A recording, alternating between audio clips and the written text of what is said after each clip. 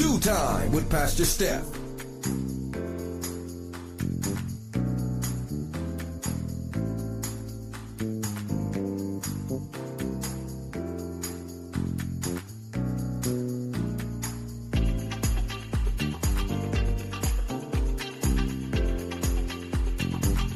Good morning, good morning, good morning. Rise and shine. You're on with this Due Time with Pastor Steph. How are you this morning? That's what I like to hear. That's what I like to hear. For this is the day the Lord has made. Let us rejoice and be glad in it. So, where were you yesterday? Yesterday was Let's Talk About It Tuesday, Church Folk Day. And we talked about the 20-year-old woman who had been abused and mistreated with her sister almost all their life, since even before the age of 10. And when she got to be older, her father arranged for her to have a marriage. She comes from a country where they do arranged marriages. Well, she decided that she would pick her own husband. And her father was livid and decided, along with her uncle, to have her tortured and raped. And it was by her cousins. Yes, they bragged about it, and that's how everybody found out that it was them. Well, that wasn't good enough, because they felt that she had disgraced the family. They decided to kill her. So they strangled her with some shoelaces. Now, here in America, that's just not something that we do. We don't arrange marriages and things like that. And, it's unfortunate that, some women do experience that in other countries. And we, talked about the fact that, get them over here is one thing, for them to apply to come here to America is one thing. But at the end of the day, what are we doing for them? Are we offering them some help? In this domestic violence and abuse area? Are there agencies that help them? And even if there were, would they even seek the help? Would they even be brave or courageous enough to just take the help that may have even been offered to them? So this is some really, really serious situation that we have going on, not only in other countries, but here, because when they come here, a lot of them are still subject to the same customs that they endured back home. And we've done stories right here on this Due Time of that mistreatment, that cultural behavior that comes over here. And, what do you do? So Shantice raised a very good point yesterday. She said, stand up, God's people. And the word of God does say that if my people who are called by my name would just humble themselves and fix their evil ways, then I will hear and heal the land. So come on, my brothers and sisters in Christ. Let's get this job done. Let's pray for this country. Let's pray for ourselves. Is it in our face and we're not paying any attention to it? Is it in our face, but we just don't even recognize it? We have a large job to do. So let's go. Let's get busy. Let's get on God's job. There's work to be done in the vineyard. So they say in the Bible, the harvest is ripe, but the laborers are few. So let's get going, okay? All righty. Well, today is Wow Wednesday, everybody. And we are so grateful to have made it to the middle of the week. And we about to get this party started because our girlfriend Vivian is sitting back waiting for her socially conscious opportunity. We have no idea what she's going to bring to us today, but In the interim, go ahead and get that healthy breakfast. Go ahead and tell somebody, anybody, everybody that it's due time with Pastor Steph is on. And whatever you do, don't go anywhere because we will be right back.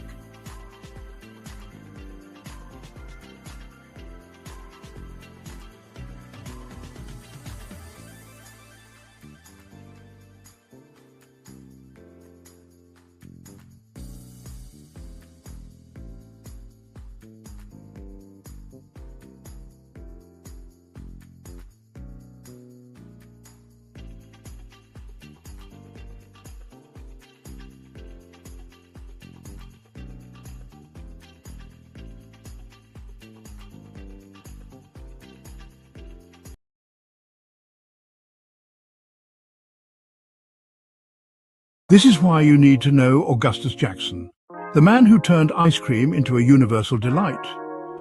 Born in 1808, Jackson started young, cooking for US presidents at just 9 years old.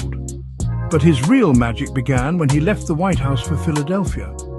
Here, he revolutionized ice cream by creating the eggless recipe we still use today. Before Jackson, ice cream was a luxury for the rich. His ingenious use of salt lowered the freezing point, making it easier to produce and more affordable. He sold his creations in metal tins to local black-owned parlors, democratizing dessert. Jackson's legacy isn't just in the flavors, but in the joy and accessibility of ice cream itself. His passion for bringing people together over a shared love for ice cream has made it more than a treat. So next time you enjoy a scoop, remember Augustus Jackson, the man who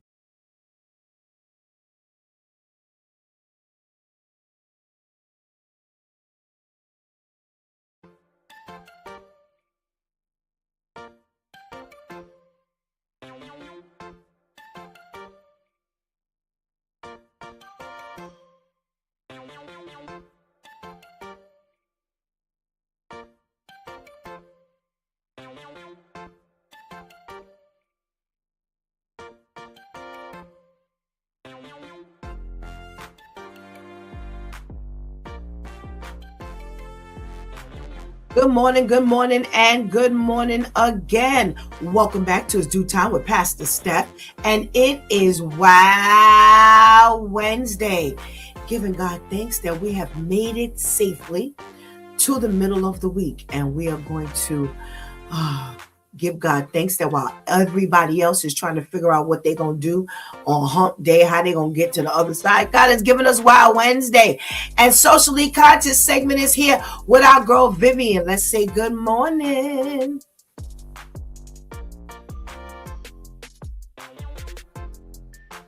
Good morning. Happy Wow Wednesday. How are you, Pastor Steph? I am well, thank you, Vivian. How are you? I am cold. But I know it's freezing outside. Oh my goodness gracious. Oh, thank you so much for shivering on behalf of us. What you got for us today? All right. Today on Socially Conscious, we are starting off with an update on the flu numbers. New York City say flu cases are finally showing a decline after weeks of intense activity. But they stress that the trend does not mean the flu season is over and that influenza continues to circulate at high levels. Recent data from the city shows more than 8,000 new lab-reported cases for the week ending in January 10, adding to a season total well over 136,000 confirmed flu infections locally so far. On the national front, the Centers for Disease Control Prevention estimates that at least 18 million Americans have been sickened by the flu this season, with roughly 230,000 hospitalizations and about 9,300 deaths attributed to flu this season nationwide.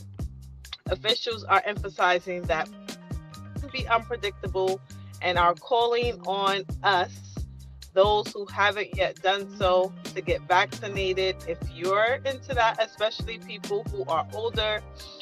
They're saying that although dropping down, please, please, please, please, please make sure that you are still taking the necessary precautions, such as washing your hands, making sure you're keeping surfaces clean and free of germs, and just that regular stuff that you can do to make sure that you are keeping yourself and those around you safe from the flu. Next, we have New York City, who wants you to know that the New York State is planning a temporary of all Department of Motor Vehicle offices next month as part of a major technology overhaul aimed at modernizing its decade-old system.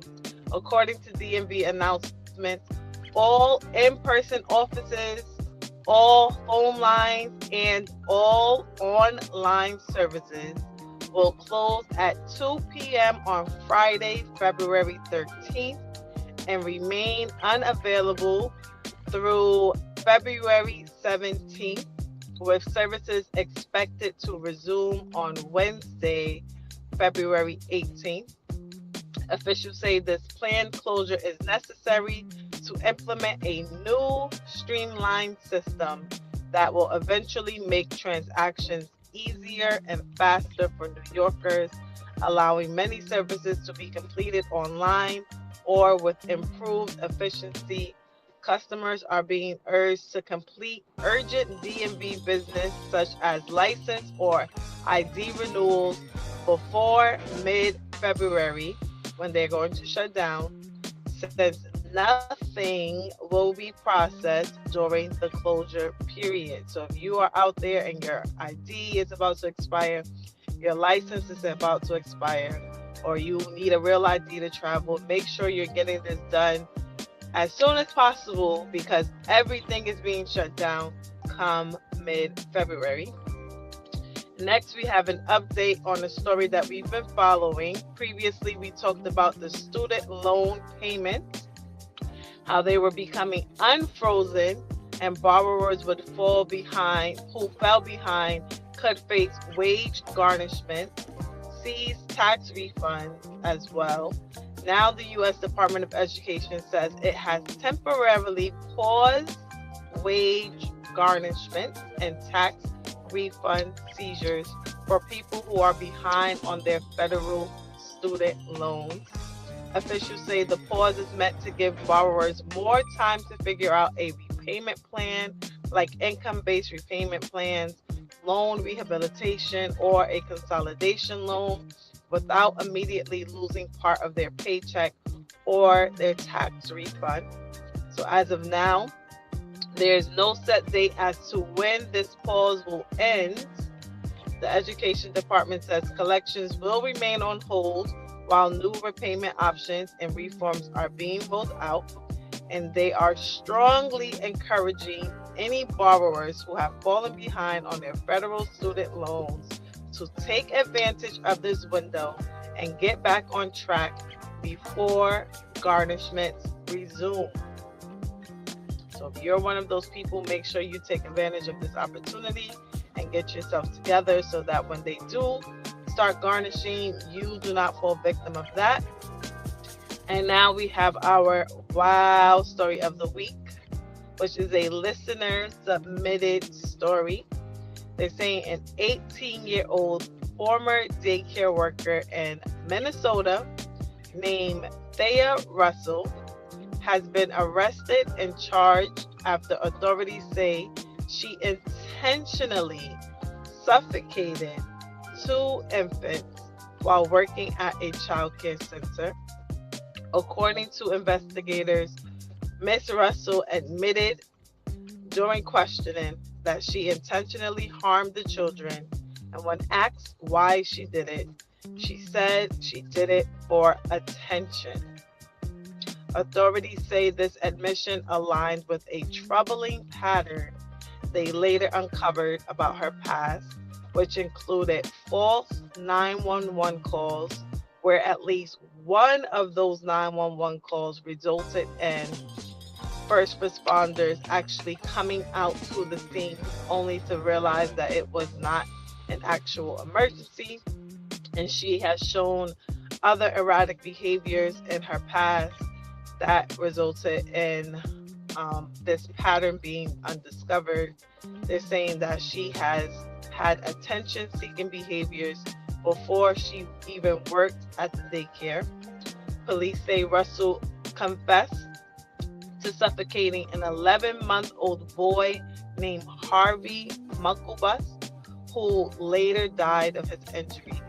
She also admitted to harming a 4-month-old girl who thankfully survived that attack and is now recovering. Investigators say the case came together after these two incidences happened and resulted in emergency calls coming to the daycare. She was the only common denominator at these two scenes, so they began the investigation on her, only to find out that it was her, and she confessed and what her reasoning was. Authorities say there is no evidence of additional victims as of right now, but the case has raised serious concerns about the child care hiring process, supervision, and background checks that are necessary when employing someone at a child care facility. But this has been Vivian with Socially Conscious, giving you the news that we are following. And remember, if you have any wild stories you would like to submit, please feel free to direct message me on Facebook. My username there is Vivian BM, and come back every Wednesday to find out if your story has been chosen. Thank you as always to our loyal viewers and listeners, and thank you, Pastor Steph. Girl, you never cease to amaze us. Oh my goodness. Thank you. Thank you. Get out the cold. Thank you so much for your contribution into today's conversation. And we pray you have a blessed and warm day. Thank you. Oh boy, oh boy, oh boy. Well, let's go back. You know, we got some check-ins to do. We got to get our girl Vivian on early, so we don't have time to say good morning first. But here I am. Here you are. If you're in the room, let Pastor Steph know. Other than that, I can't shout you out. I want to say good morning to our girl, Ketty. Hey, Ketty girl, thank you so much for joining us. We got to check in from our boy, Terrence. Good morning, my king. How are you? Thank you so much for joining us. Where's mom? Please let her know we miss her. We love her. We got to check in from my boy, Serge. Hey, Serge. Thank you so much for joining us. We got our girl, Tamika, checking in, but she's back there waiting to get her choppers going. Good morning, good morning, and good morning. We got to check in from Miss Grace this morning. Good morning, Miss Grace. Oh, we pray you are warm and toasty. You get in and you get out. Have a safe trip. Terrence says now they're worrying about childcare hiring process. Wow. Yeah, Terrence. We're gonna get to that conversation. We got to check in from our boy Brian. What's going on, Brian? Thank you so much for joining us. Good morning. We got to check in from Miss Herlima. Good morning, Miss Herlima. Thank you so much for joining us this morning. We've got a check-in from Mary. Good morning, Mary. Thank you so much for dropping by and saying hello. All of you, hang out for with us for a little while. Join some of this conversation. We would love to have you. We can't go any further without saying good morning to the ladies who make sure that we are in your eye each and every morning. Let's say good morning to our girl Shantice. Hey. And let's say good morning to our girl Anika. Good morning. Good morning. All righty. Well, let's get to talking about this socially conscious news. All righty. Where's our girl, Tamika? Let's say good morning to Lady Tamika. Good morning. Good morning. How are you?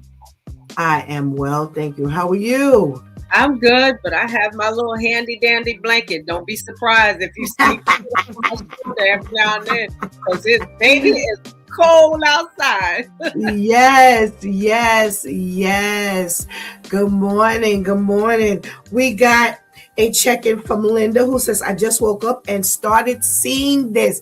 Well, good morning, Linda, and we hope you stay a while so you can join the conversation. This is Wow Wednesday for all of you who don't know, and we've just gotten our socially conscious news from our girl Vivian, and we're about to chat about it. So come on and join the conversation. Let's say good morning to our girl Shantice.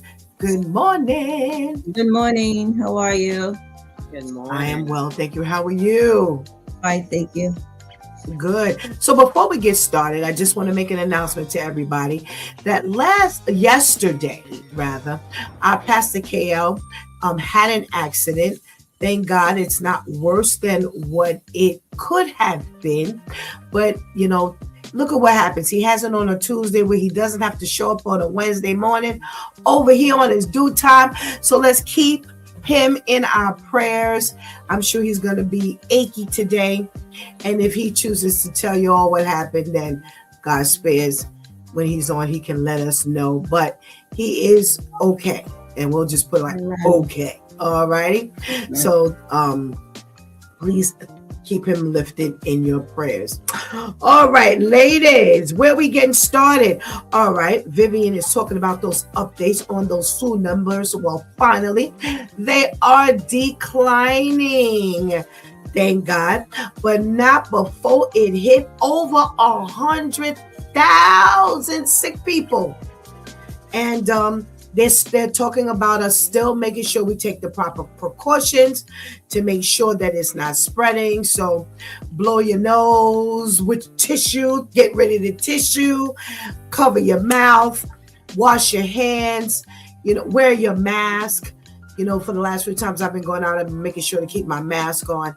But, they're still talking about, listen, it's not over. It's slowing, but it's not over.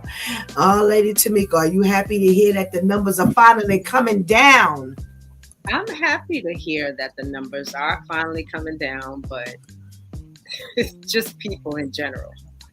Yesterday alone, just yesterday by itself, I had to take the subway and had to run an errand, and just things that you see. These are the people that you meet as you're walking down the street. The people, like I was getting ready to, put some money on my Omni card, and I watched this guy go, and then he stuck his hand on the Omni machine, and I'm going, this is one. And then when I got halfway to where I was going, I watched somebody do what they call the New Jersey blow, where you stick your finger on one nostril. I was just like, okay, please. So, are the numbers changing because more people are staying at home, or, what's the case? Because you still see little nastiness everywhere you go. And we just have to pray and, govern ourselves. You have to watch for you, make sure that, when you go from one place to another, wash your hands. When you get ready to go back into your home, wash your hands. We understand that sanitizer is, let me let you know, just for those who don't know, sanitizer is not the same thing as soap. If you're out and about and you cannot get access to water and soap, that's for that time, but when you get to a place where you have access to soap, please pretty please use it. Brian is like, wait, the New Jersey what? Oh, goodness gracious. Well, that was my first time hearing that it was called the New Jersey anything. So I'm with you, Brian. I never heard that called the New Jersey something. Shantice, are you happy to hear the numbers are coming down? Now, can we ease up? Because that's what happens with people. They start easing up when they hear that the numbers are not as bad. No, excuse me. No, unfortunately, that does not mean ease up. That means stay in your house even more. Because again, we don't know. We haven't gone out to take the survey ourselves. We don't know. People out there is still spreading germs.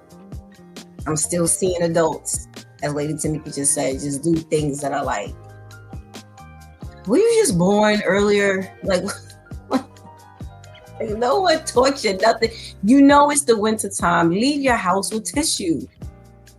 You know, it's not like it's the summertime or the spring and maybe your allergies just sprung up on you. Even then, you have allergies, leave your house with tissue. You cannot just, no.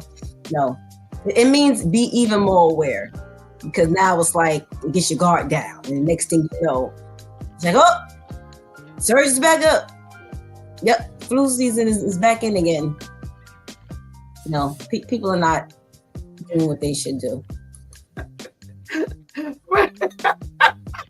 Oh, he's gonna take advantage because KL's not here.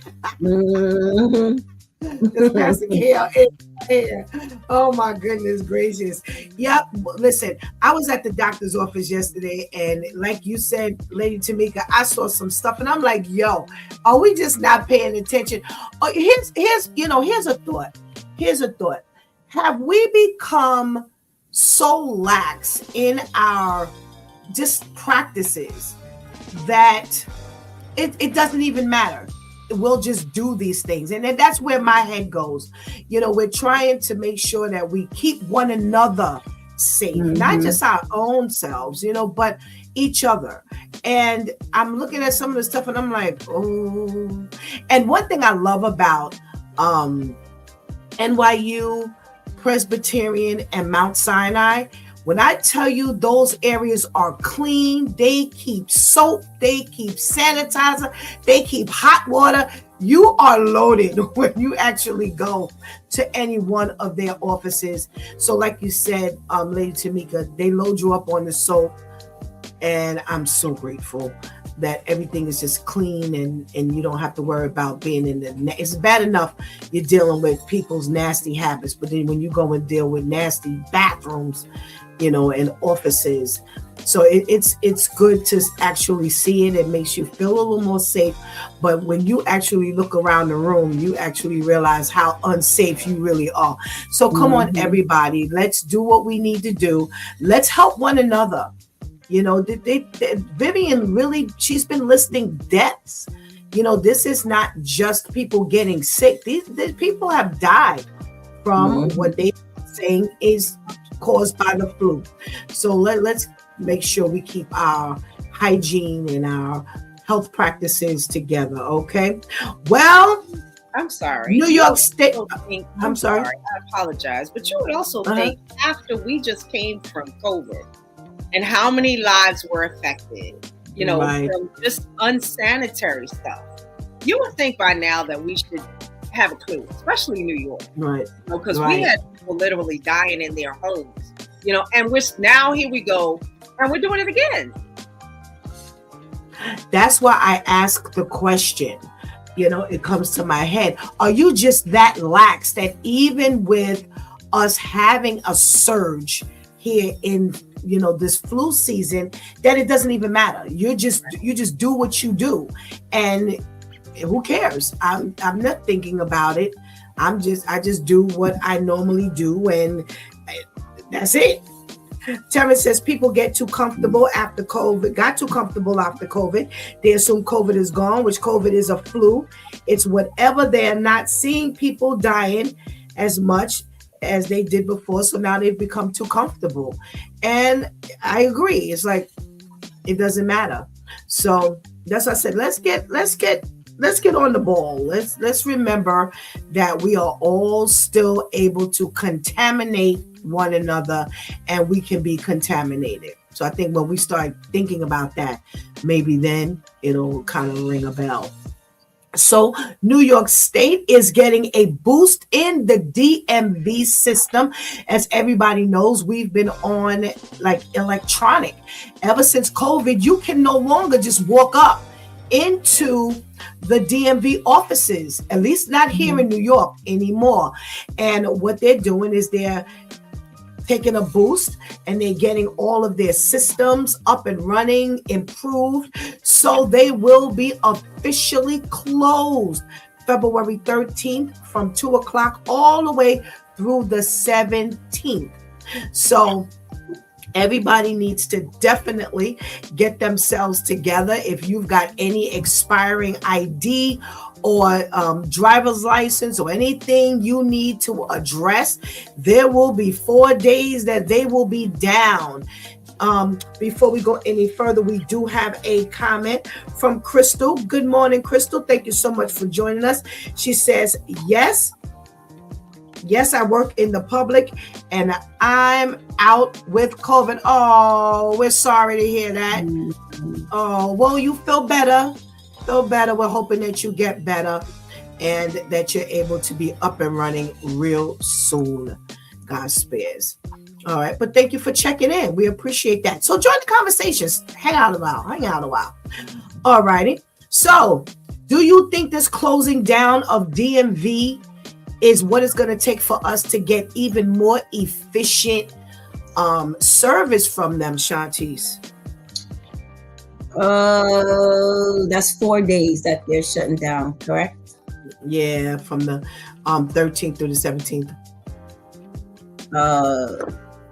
I mean, I'm not sure how much you'll get done in 4 days. I mean, it would be possible considering that they've been trying to be a lot more strategic, as you stated, since COVID, where you can't just walk in, you have to have an appointment or at least a designated day and estimated time slot for you to be there. So it did help to slow down that big old crowd that would normally be at the DMV. I think that's the only way it will be possible because they already started that process. But to shut it down, I mean, unless the first thing that came to mind was when you're going to get even more targeted. So it's like, okay, almost like a doctor's appointment. But even with that, I don't know about y'all, but going to see my PCP a lot of the times, I get so annoyed because like, what's the point in appointments if I'm still waiting an hour, 2 hours after the appointment time? I might as well be a walk-in. For my sanity, it helps me better to just be a walk-in and have to wait. So if they're gonna really do their due diligence, but there's a lot of people that need the service from the DMV. So my question is, how are you going to now itemize that? Because my guess is they're doing this to try to slow down the chaos or the crowd and everything with all of the people that need. You do have a large amount of people that will opt to still, if they can do it from home, they're going to do it from home. You know, if I can renew my license from home, whether you have a new system or not, I'm going to renew it from home. I'm one of those people. If that means I don't have to go up and be around a whole lot of people, then that's what I'm going to do. So that, I think, will help to save them as well. But I don't know. I don't know how effective it's going to be. All righty. Miss Halima says, I just went and waited an hour with an appointment, which is what you just got finished talking about. Terma says, I agree with Shantice, rather not be walking in. No, he said he'd rather be a walk-in. Oh, I'd rather be a walk-in. I'm sorry. I'm so sorry. Yeah. I'm so sorry. I'd rather be a walk-in. All righty. Lady Tamika, do you think this will streamline the long wait at the DMV? It seems like DMV, you just go wait. It doesn't even matter. Mm-hmm. What do you think? I was just going to say,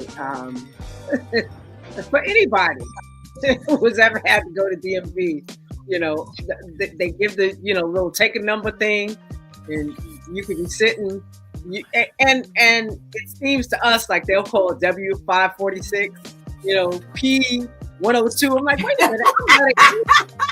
Right. What, you know, and you sit there waiting. You have absolutely no idea when your number's coming because it's all these different numbers that come in simultaneously. You know, I would love to have the effect of being able to get in and get out. You know, I remember the most recent time that I went was when they had this new change of ID. You know, and I sat only to find out that I already had what I needed. You know, I had asked them when I came in, but the lady, she was so busy, you know, directing people, and she couldn't look at my ID before I took the number to tell me that I didn't need to be there. So I had sat there for at least an hour and a half to find out. Wow.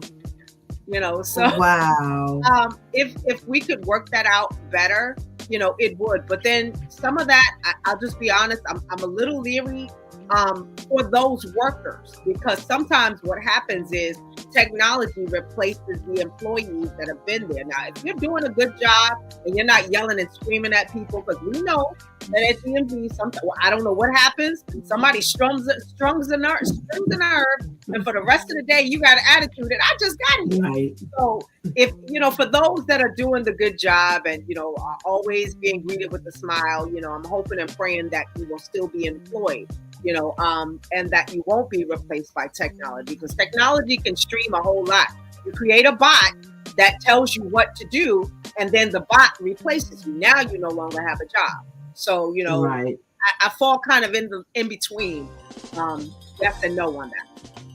Okay. We have a check-in from, there's no name here, so I'm just going to say EACIV. Good morning. Thank you so much for dropping by. And she's y'all beautiful. Thank you so much for the compliment. We appreciate you. Terrence says, I can't lie. The DMV appointments are way better than the doctor's appointments. So I was trying to make a comparison before COVID, when you could just walk in, and how long the wait was. And since COVID, when you've had to make the appointment to actually get up in there. And I don't see a whole lot of difference. That was for me. I don't see a whole lot of difference. I do agree with you, Lady Tamika. My concern is, are y'all replacing people? Because I'm sorry, as much as, we love technology, everything has a kiosk now. And so I'm sorry. I do like the personal touch. And I know, you're trying to conserve dollars and things like that. But based on what it is, please don't kiosk me. I want somebody to talk to, because sometimes, although you have the kiosk, you don't have an answer to your question. So now, like you said, I end up sitting waiting for hours, and now I don't get my question answered. So we have a check-in from Karen. Hi, sisters. Just being a friend here. All right. Good morning. Thank you so much for stopping by, Karen. Miss Halima says it's the same. And that's what I'm saying. I don't see much of a difference, with, before and the after, even with the, the streamlining of getting appointments before we could walk in and blah, blah, blah, blah, blah. So, thank you so much for checking in, all of you. We appreciate this, people who stop by and say good morning. We just ask that you keep your comments respectful so we can enjoy you being here. All righty, let's see what else is up on Vivian's list here. Well, this is going to make a whole lot of people happy. Not too long ago, Vivian told us that they were going to start garnishing checks and seizing your tax refunds. And then she said, it's on. They're doing it. They are tapping your wages. They are seizing your tax refunds. And now the new word is, it's on pause for whatever the reason is. It's on pause. So for those of you who owe federal student loans and you are behind, they have put these repayment seizures on hold, and they are now allowing you to make your arrangements. So the suggestion is from them, get in there, make your arrangements, and get it done before they lift the seizure, because it will be lifted. They have not put into effect the date that they will begin to seize your wages or your tax refunds, but let's make sure you get that done, because they're giving you an opportunity to do so. Lady Tamika, is this a reprieve or is this a setup somehow? Okay, to people who have gotten, for whatever the case, I understand that bills sometimes can catch up. But my thing is, if you know you're behind, you personally do your due diligence. This is the same thing that we went through with the rent. Some people, just decided, okay, you're going to have this big blast of a barbecue. And now when they ask them for the money back, you don't have it because you spent it on the barbecue. So I would say go ahead and put that money, save that money, do whatever it is that you need to do so that when they start asking for the money, that you'll have it. Don't spend that money. Hold on to it, because otherwise it can be a setup for you. All righty. Shantice, what say you? Do you think this is a reprieve and this is something that can be beneficial? You better jump on it. I agree with Lady Tamika 1,000,000%. Save your money, set up whatever arrangements, start making whatever payments. Because again, your money may be looking good now, and then tomorrow that money looking funny. And this pause could be for about 4 hours, and the next thing you know, you're receiving a letter talk about we need such amount by such a day. You're like, wait, what just happened? I thought y'all had switched some stuff up.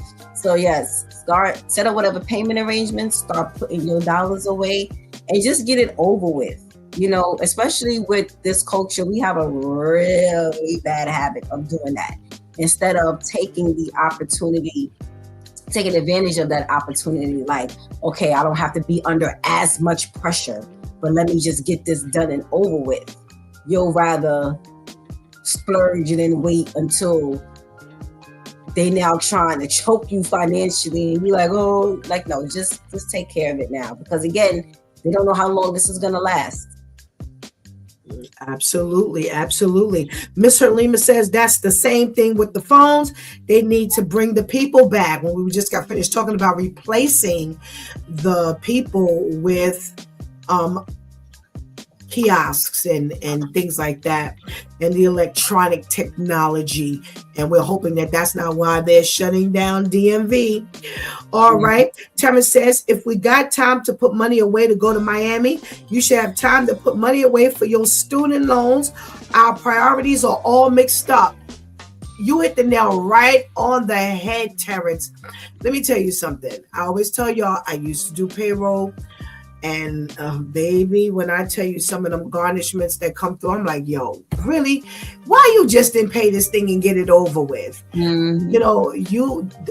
Let me tell you something. The two people you don't want to mess with and owe them money, the student loan people and the I, the aura, and the S.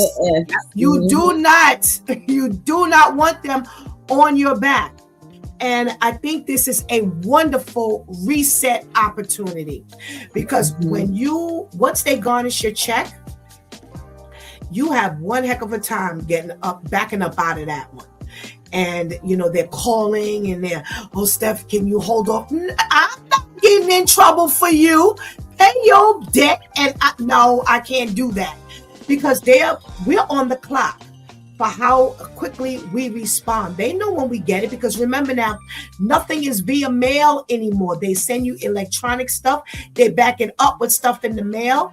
And I have not worked in I don't know how long. So I don't even know, with all this technology, what other things they're doing. But once they, get your check garnished, then you have to go through several steps in order to get that undone. When you're talking about, this is tax season, y'all. If they have lifted the ban, get your taxes, pay your bill with your taxes. And that way, like everyone else has said, instead of going to Miami or instead of buying that big screen TV, go ahead and pay your bill. One of the things I gotta tell you about the IRS and of the federal loan, they will take, or at least at that time, they would take almost nothing. You wouldn't have to give them a whole lot of money. Just make sure that whatever you agree to, you pay. I've had people, I've spoken, because sometimes even the IRS or the people, they'll call the job. And they'll, we'll put them on a $25 payment plan or whatever. So it depends on who you get, and you don't even have to really stress it. But whatever you do, use this window to make your arrangement. So when it does go back in effect, you will not be on that list. Trust me, you don't want to get on that list. It is really not a good move for you. Terry says, plus we all know the government owes us, but we can never owe them. Absolutely. Absolutely. So make sure you do your due diligence while you've been given this reprieve, and you'll be happy later. Trust me. All righty, here we go. Wow, story of the morning. 18-year-old Thea Russell has been charged and arrested for killing one 11-month-old, smothering them, suffocating them, I believe, and a 4-month-old little girl who did not die but who is now recovering while she was working at a daycare center. Now, they asked her why she did it, and her excuse was because she wanted the attention. Now, they say that she has made 911 calls in the past that have resulted in, the EMS showing up and them finding out that there's no emergency. She's had other attention-seeking behavior, and they were able to figure it out by process of elimination, and her being the common denominator with both children. They also say, as far as they can see, there are no other victims. Now, here's my question to you all, because, you ladies, because we talk about this stuff all the time. So they're saying that, we got to get better with the hiring practices and blah, blah, blah, blah, blah. What additional things can they put in place that could ever possibly reveal someone who has issues with attention? So we know they do a background check. So they make sure that you're not on any child abuse registry and things like that. You don't have any other charges or a history of hurting children and, all kinds of stuff. We know they do the background check. We know they do the fingerprinting sometimes. What can they do for something like this? Or can they do anything for something like this? Brian says she ain't even going to have good luck for that. Oh, wait till she get into jail. She better hope she makes it there.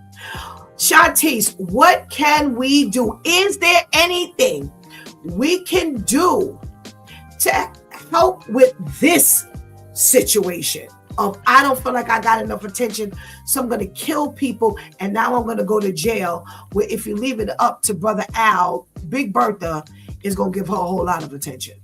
You got that right. Implement prayer.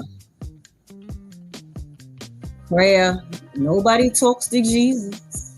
Jesus puts you, let me tell you something. The Holy Spirit puts you onto a lot.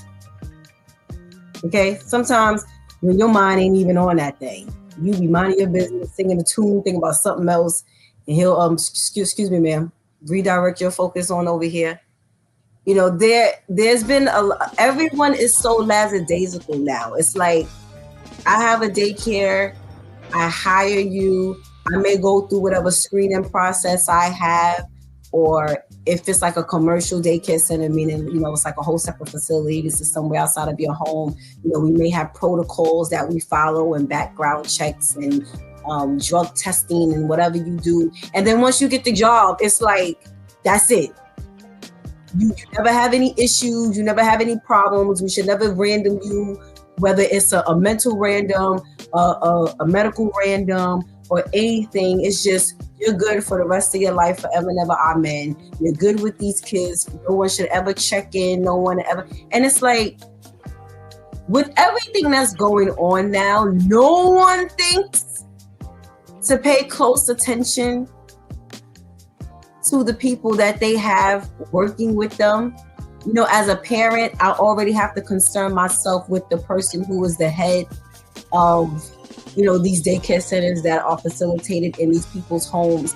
Now I have to make sure which you should be doing it anyway as a parent, But now I have to make sure that I'm staying more on top of what you're staying on top of with whoever you have working with you with these children.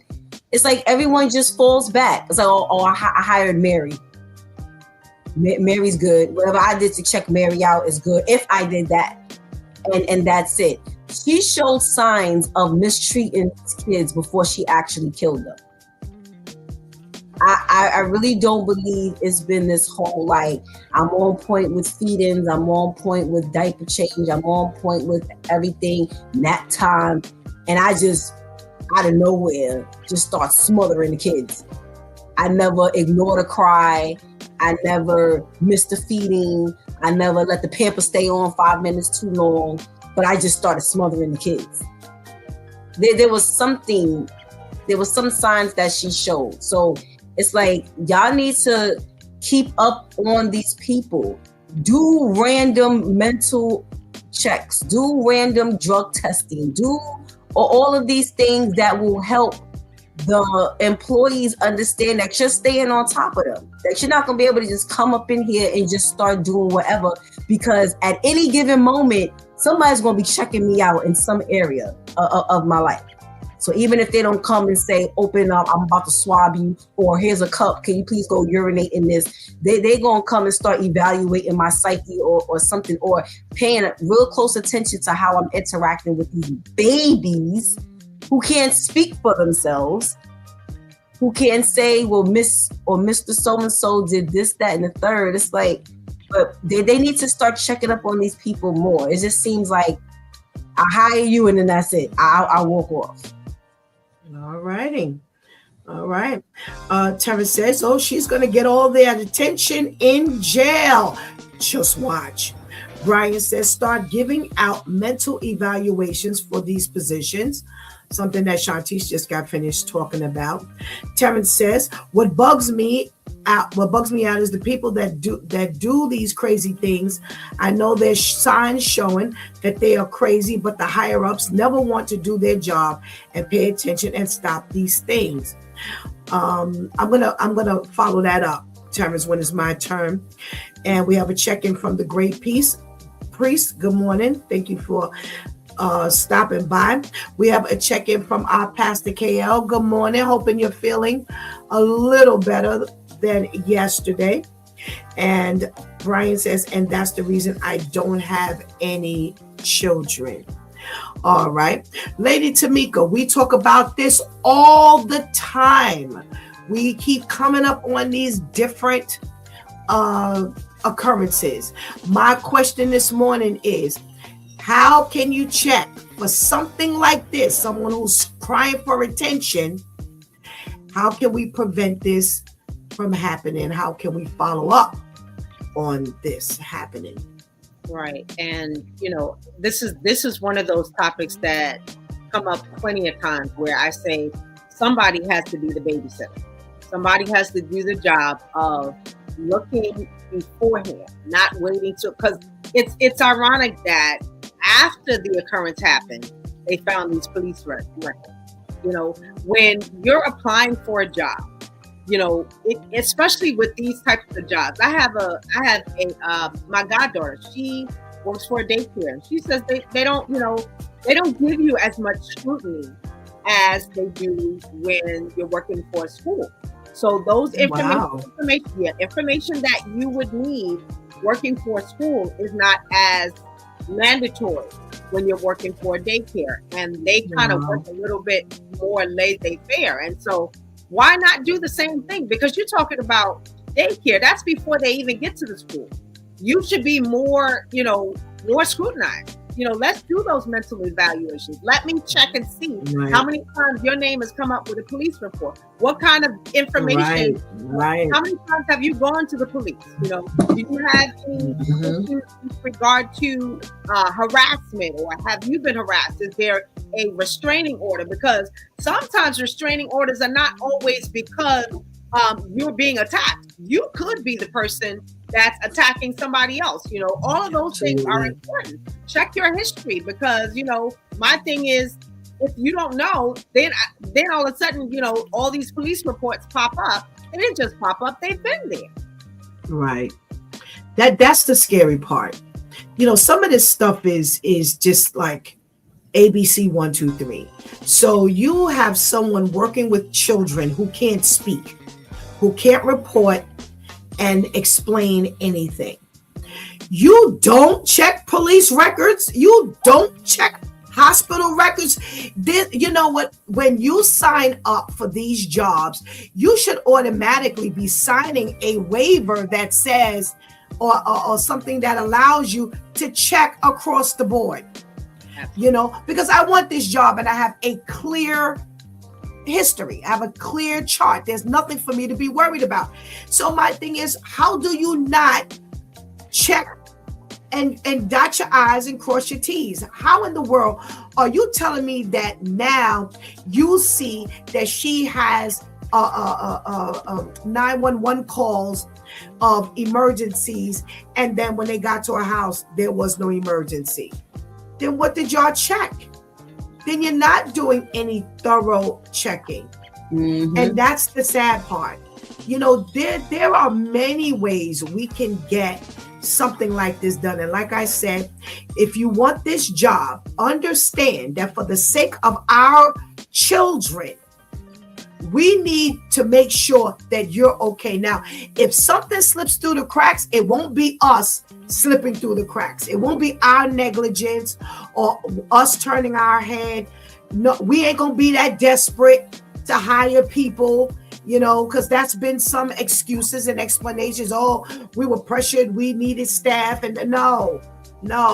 Then stop taking children until you can get the proper staff up in there. Because see, now you're going to be faced with a lawsuit because I'm coming after you for hiring her and not knowing that she was a wacko.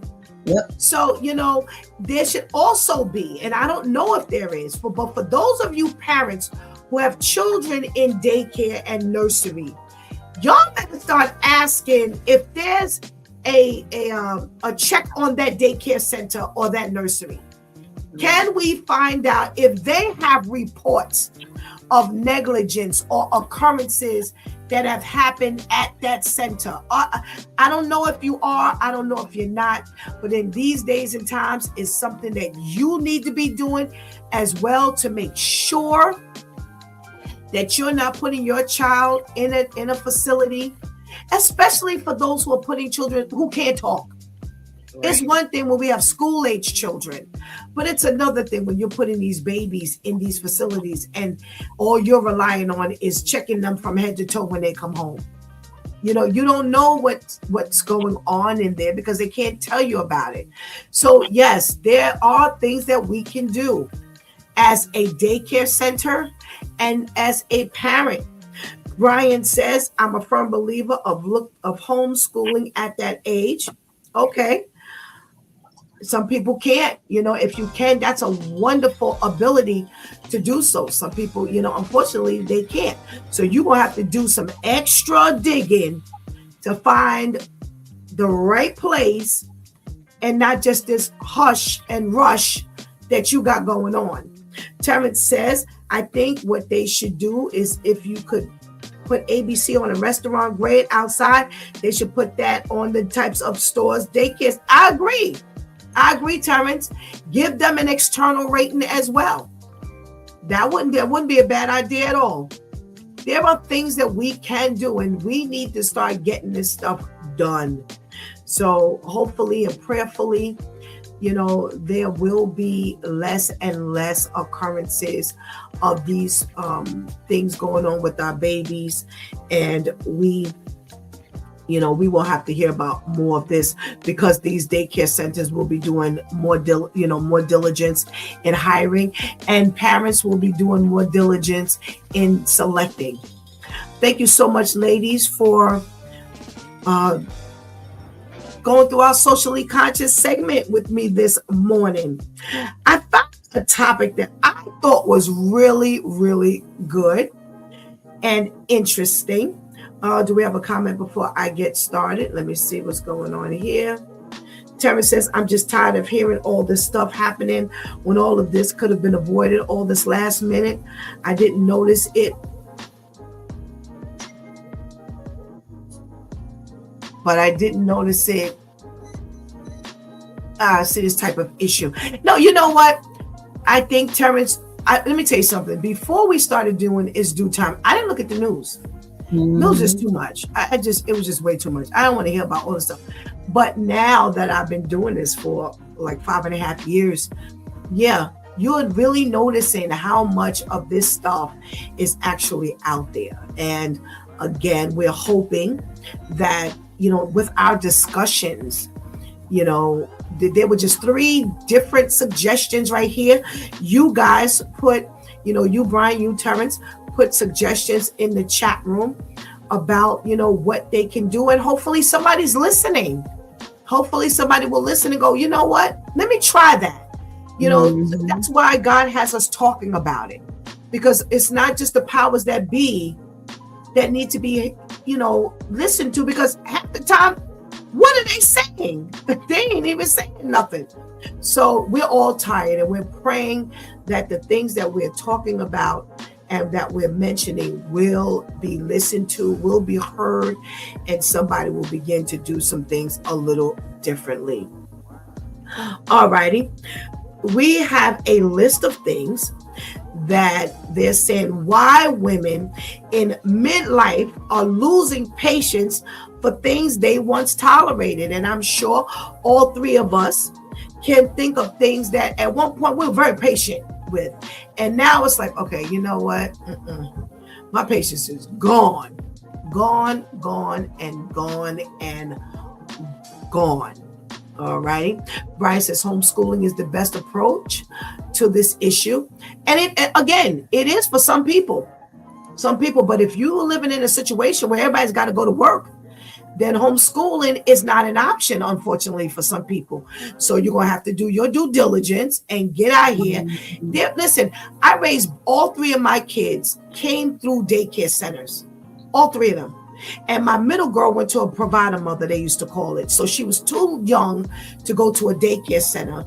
So what they would do is they would put them in a home, what we would call a babysitter. They call provider mother. And by the grace of God, I had no problems. By only the grace of God, by me doing whatever little due diligence I could. So it's not like it doesn't work. But you've just got to do more, because now we're experiencing more from these people. Anytime you got somebody saying that I killed a kid and I hurt a kid because I wanted attention, Lord have mercy. And she's 18 years old. And what about the lady that bent the baby's legs back? She was at a daycare. Right. No, she was in a hospital. Oh, okay. No, that was that story. No. That story is from a nurse. That was the nurse. They found out what she had done was bend the baby's knees back so far to their chest, and she broke their. Yeah, we talked about it here. Right. As a few times, because it wasn't until the last time, the 3rd time we did the story, is when they gave the actual breakdown of what she had done. So this is that we're experiencing more. So homeschooling is excellent for those who can, but the reality is everybody can't. So we got our work. Yeah. Brian, you catching up late, my brother. You better hang out with us in the morning, because we talk about some things. Oh yeah. Yeah, there were 3 times we talked about this nurse who had been fired because they found out that she was harming children and she had killed some children. And these children were coming into the hospital. They were being born there at the hospital. And then for some reason, they were coming up with broken bones. Well, what's happening here? And come to find out, it was her. And this is what they said that she had done to some of the babies. So there's a lot of stuff. And you know what? It's not only daycares. This just proves it's not only daycares. It's in the hospital facilities. It's in the nursery schools. It's in the schools. It's everywhere you go. You have the possibility of coming across somebody who ain't right upstairs. So that's why we have to do our due diligence across the board, because we don't know where we're going to be confronted with this stuff. So back to our topic for this morning. We're talking about women who are in midlife, not midlife crisis, but who are in midlife and who are losing patience where they once were very tolerant. And one of the first things that comes up, and I was like, wow, they've spent decades absorbing everyone else's needs. Lady Tamika, are we able to identify with the fact that they don't want patience? Because guess what? It's about me now. I've been giving it, and it's about me. Is there any truth to that? Yes. I've seen a lot of women across the board, that, they've been carrying, sibling stuff, best friend stuff, this person stuff, and there comes a time when you say, enough with everybody else's issues. And you say, okay, now it's me because, I did such and such for you. I went over and beyond. A lot of times you're the last person to get whatever just rewards you feel that you're due. And then at one point you just wake up and you just say, okay, you know what? Enough, and now it's me. I've seen plenty of women, especially right around that phase of perimenopause, menopause, postmenopause, all of those areas, you start to wake up and say, you know what? I've been carrying you for this length of time. And then after a while, you just say, okay, enough. All righty. Shantice, Lady Tamika agrees, but do you agree that now that this is a midlife era, that some women they feel that they've spent decades absorbing everyone else's needs, and now they've grown intolerant and impatient to this? Absolutely. Especially when you learn that other people's needs that they need so much help with is caused by their own negligence and slowness in life. And it's like, I'm really taking on things that you're causing yourself, things that could be prevented. So now you got this whole plight that you don't have to have. And now I'm supposed to carry that? I got my own stuff that I'm trying to stay before the Lord to make sure I'm not being slower, ignorant regarding. Now I'm obligated, according to you, for whatever reason, I'm obligated to now carry the things that don't have to be carried at all, not even by you. No, I'm done. I've learned to pay attention to the things that people bring to me. And because I've learned to have discernment in the Lord from the start of their plight, I'm already sitting there with the face like, God already gave a remedy for this. And part of the remedy is, do not hand it to me. So no, I'm not. No, thank you. All righty. We got to check it from our girl, Adele. Good morning to you. Thank you so much for coming on and checking out the conversation today. So Brian is saying, no, that sounds like a woman with daddy issues. I don't know if which comment you're responding to. So maybe you want to clarify for me, Brian. We're talking about women who feel like, you know what, I've dealt with everybody else's issues. I'm putting everybody else's issues first. And I'm at the point right now that I'm impatient because I'm watching, what's going on with people. What I'm noticing is people don't care about themselves. They're not caring about themselves the way they should. They don't think much of themselves the way that they should. And therefore now that goes out into the atmosphere. And you're as a woman, since we're talking about the women who care, you're always trying to help and show love and, lend a hand and so forth and so on. And then after a while, it begins to weigh on you. And it's like, well, wait a minute. If you don't care about you, I can't continue to carry your weight. And like Shantice said, my own weight. I have my own issues. And, hey, what happens when you get to that point? Well, I become impatient and I'm intolerant of it. So, hey, That's where it goes. Adele says, y'all know I gotta come for the tea in the morning. Well, thank you so much, girl. We always love to have you. Brian says he's talking about women who are being impatient. Well, considering that Brian is a man and Brian does not understand about a woman, and you have 3 women telling you what is going on, and I don't have daddy issues personally, so, and I'm quite impatient at this point of my life. I don't know, I can't speak for the other ladies, but I personally don't have daddy issues, so that does not apply to me. So my feelings ain't hurt. Tamika, do you feel like you've got daddy issues and that's why you've become impatient? No, ma'am. I had the best daddy ever. All righty. He was a gem and a half, and no, amen. I do not have daddy issues. Doesn't apply. All righty. Okay, well, that's good to know. Shantae, do you have daddy issues that would feed your impatience? I have serious daddy issues. Like serious, hardcore therapy meeting session daddy issues. At the same time, those daddy issues just help me to be aware of the buffoonery. It really helps when you learn how to look at those issues like, okay, these are problems, but not look at it through a whole bunch of anger, impatience, and ignorance, but see them for what they really are. It really helps, again, that discernment, it really helps to like give you a whole different pair of eyes and ears. And it's like, even with him, okay, you're my father here on earth. Hello, sir. But I'm sorry, you're gonna have to get whatever together. It just helps to heighten, your spidey senses. But it's not the fact because you have, daddy issues, but it just helps to put you on alert. All righty.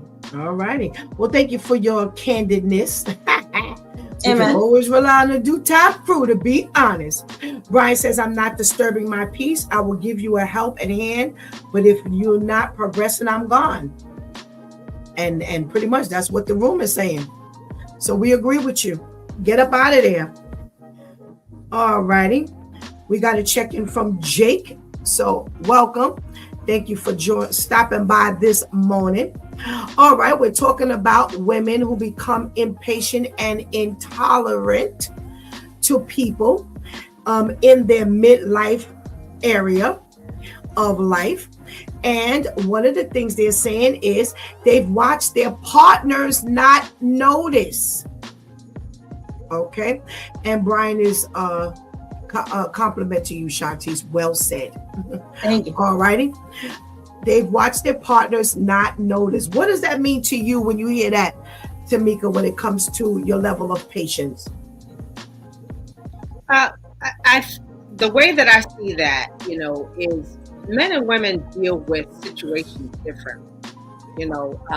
Just in general, a lot of times we'll ask for extra information. We'll start looking for ways that we can help, researching, going through our alliances to see, if I can't do it, maybe I can guide you with this and that, and a lot of times with men, I've had many of situations, whether I'm talking to my brother or whether I'm talking to Al or, some other man about a situation, and I'll ask, well, did you ask blah, blah, blah? Did you find out blah, blah, blah? Well, what happened with this, and they haven't given or done that due diligence because they handle things differently. They may refer you and then after that, they're gone, and so with that, because we involve ourselves so much, it encapsulates all that we do and all that we are, and I think that that's what causes the problem in that area. All righty. Adele says, at this age, I'm still trying to have patience. Jesus, Lord knows. All right, Shantice. They say that it's because one of the reasons could be is they've watched their partners not notice. heavy on what Lady Tamika said about men and women not dealing with things the same. A woman, for the most part, pays attention to every detail. So by the time she speaks on it, she's able to break down everything. Meanwhile, a man, if it's not life-threatening for him, and even sometimes when it is, it still goes over. If it's not important to him, if he doesn't deem it important, it goes. So it's like, I'm not dealing with trying to convince you that this is serious. Whatever this is. Like, I'm not doing that. If I gotta spend 5 weeks explaining why what happened 5 months ago was important, there's been 80 other things that didn't happen since then. So now think about all the time. If it takes 5 months to break down the importance of everything, we ain't never gonna get nowhere. Now before you know it, somebody's planning somebody's funeral because one of us is dead. Anybody got time for this? No. All righty. Brian says, well, if your partner didn't notice clearly, either your partner does not care or checked out if he doesn't notice your well-being. Absolutely. Adele says, I thought it was just me that felt that way, Shantice. They've watched their partners not notice. You know, here's the problem. And you ladies have said it. You know, there's a patience. Here's the gist of what this list is talking about. That you have been patient and now have become intolerant. And men and women don't have the same patience levels. So now you have a woman who she's noticed her partner has not noticed. That ain't new. She's not waking up on Thursday saying, you didn't notice? She's realized this a long time ago. But the patience, because when you say something, they actually ask in more ways than one for patience. So therefore, she's given that level of patience until she can't take it anymore. So it's not that they just notice it today, but the fact that the patience has been worn out. That's pretty much what is going on. And at that point, it's become an intolerant level. I wasn't going to touch on this one, but since it was kind of touched on, I'm gonna allow it to hit the floor. They mentioned hormonal changes contribute to your lack of patience. I'll give you that one first, Shantice. Yes. What's going on in my body that sometimes I'm not aware of, or I'm not realizing, or if I am realizing it, but it's not like it's something that I can just flick a switch and turn off and on. It does have a lot to do with my tolerance level, because again, I now have to learn to be patient with my body. Our bodies as women, I could be using a certain product or wear a certain type of underwear or something, eat certain type of foods, mix certain type of foods for years, and it has no effect. Now all of a sudden, I have to make sure I wear cotton underwear. I have to make sure that I'm wearing these type of pads during my menstrual. I have to make sure that I'm no longer eating. I remember back in 2021, I don't know what happened, January 2021, but my hygiene just switched up on me like crazy. I've never been a person as a child or as an adult who had hygiene problems, ever. I always prided myself on the fact that, thank you God, my breath don't stink when I talk to people, because I know what that's like. People act like they don't know their breath stink. You taste it, stop talking to people. Okay? All of a sudden, the odor just switched. And I remember kept going to Pastor Steph, and she's like, if you don't get out my face, I'm like, okay, do you smell this? Smell that. I didn't smell it. She's like, if you don't move away, and I'm like, listen, because I don't want, and thank God it was during COVID, but I still didn't want to be around people because despite popular belief, you smell yourself before other people do.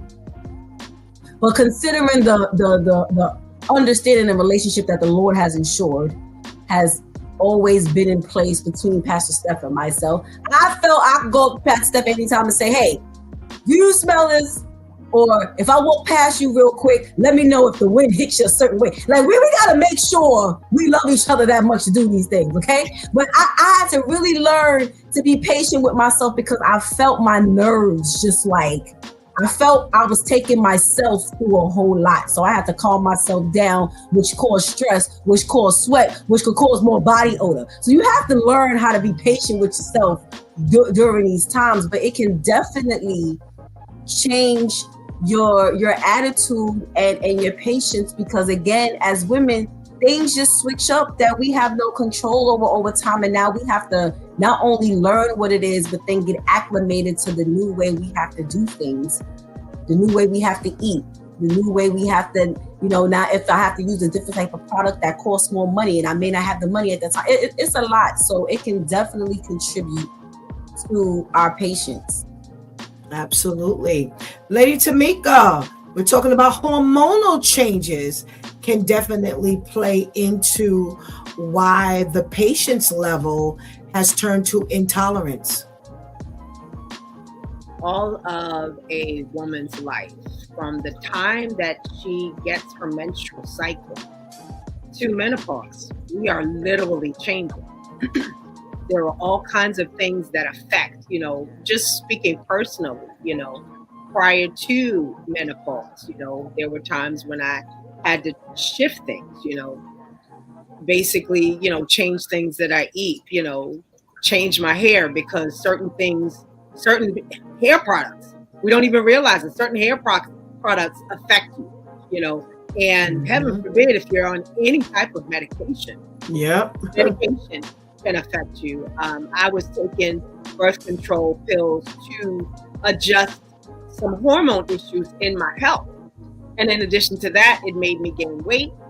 And in addition to that, it adjusted my mood, and at first I didn't know it, and one of the things that we as women need to do is always have a sister circle that you can talk to, because, am I tripping or is it just me, and even with that, have a male partner, not necessarily, doesn't necessarily have to be your husband. Intimate, right? If you're not married, you've got a brother somewhere that you can say, listen, give me a clear surveil of what you see, because sometimes I can't see it.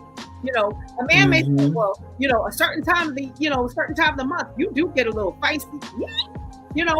I don't see it. So now I know to be able to govern myself. Maybe I might need to back up from friends around that time frame because I'm not aware that my mood shifts, but he does. And as a male, it is important, and then, when you get to the process of perimenopause, menopause, and most menopause, trust and believe that will take you on another tantrum again. You have hormones. I remember one time this lady, I said good morning, I had my greeting and everything, and she just went right on as if I didn't say good morning and went right to her topic. And something in the back of my head triggered, and I was like, I just need to check you, and I literally was like, and I'm fighting with my brain. I'm looking at her smiling, but in the back of my head, I'm like, I'm so glad you don't see what's going on back here. I have to have this kind of conversation, up with God, and with you. Because if I don't, I'm going to jump across this counter, and so, yes, hormones can clearly affect, and a lot of times people, especially men, don't realize the fight and the struggle that we go through on a daily basis just to maintain. I got to look like this, but in my head, there's all kinds of stuff that goes on. Right. Yeah. So let me read Brian's comment. He says, that's why it's very important to constantly talk to your partner, especially women, so you can be ahead of the curve. He said, this is very informative. So addressing what Brian said, because I agree with you ladies 100%, because when Shantice was talking, I thought about medication. I remember when I was taking medication for the fibro, man, I had to tell that the doctor, I was like, no, that's all right, I'll deal with it. This here, because anything for fibromyalgia, because they cannot literally attack the pain, it works on your head. And you're either on a zone of or you're over in the corner crying because you're depressed. And I remember standing at, they would be talking, go, gremlins, gremlins, gremlins, gremlins, stop talking. Any little thing would just drive me up the walls. So, medications and all kinds of things. And, again, I had a hysterectomy. What was I, 42? So that's kind of young.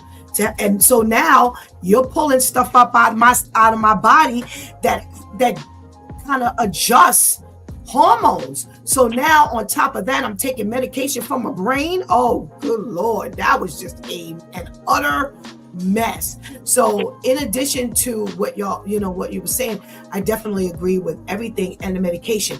Here's what I wanted to talk about with men, since we're here with Talk to Your Partner. I have had couples, and this has been one of the main topics, where he is going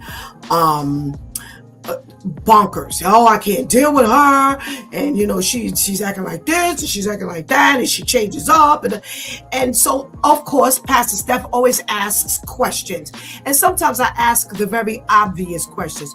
She just had a baby. Do you realize what her body is going through right now? She can't control any of the stuff that she's going through. Do you understand that she's going through it? But you wanted the baby. But you didn't anticipate that there would be some hormonal changes that you would have to experience and you would have to adjust to her. I've had couples where somebody was on a contraceptive, like you mentioned, Lady Tamika, and now she's all over the place because her body is adjusting to all of the different hormonal shifts that are going on, because you don't want to have no kids. So listen, we can't have it both ways. She's getting older.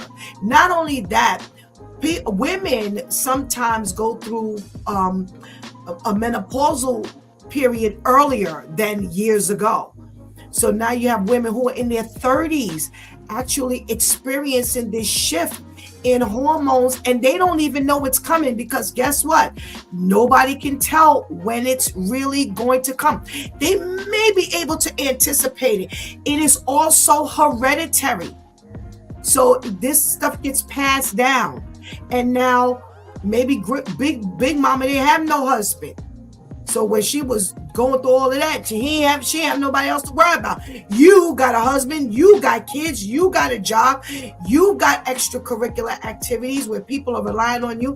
You're kind of being pulled all ways, and now you're trying to get you together.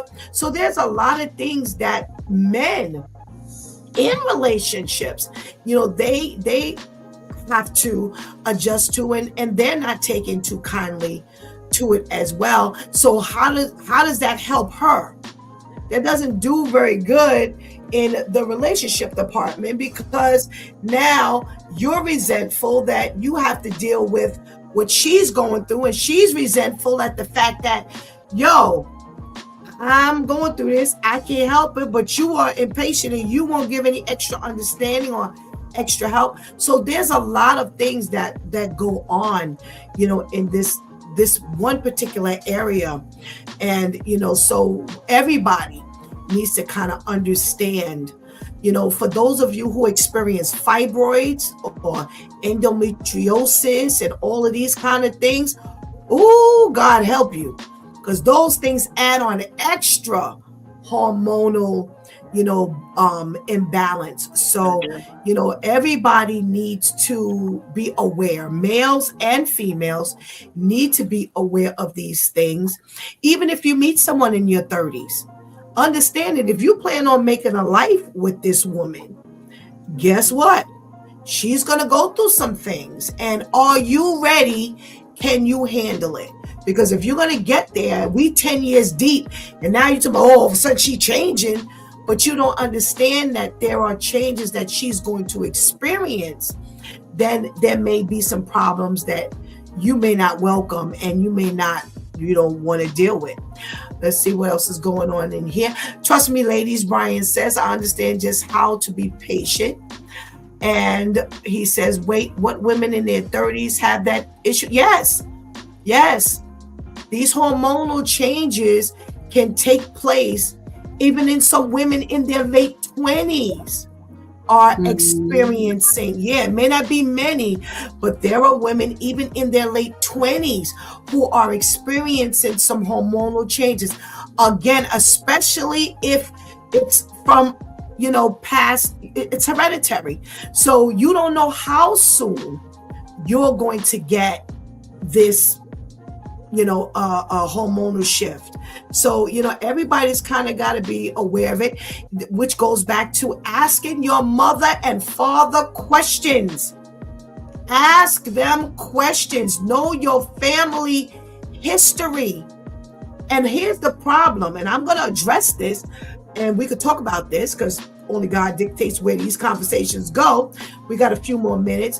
Because we don't have lineage information.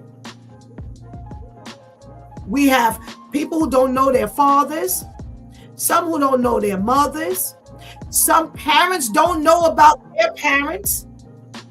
This is a problem, because now when you go to the doctor and they ask you for this history, you sitting there going, I don't know. And you honestly don't know. So now we have to do our due diligence in finding out this history. And I'll give it to you first, Lady Tamika.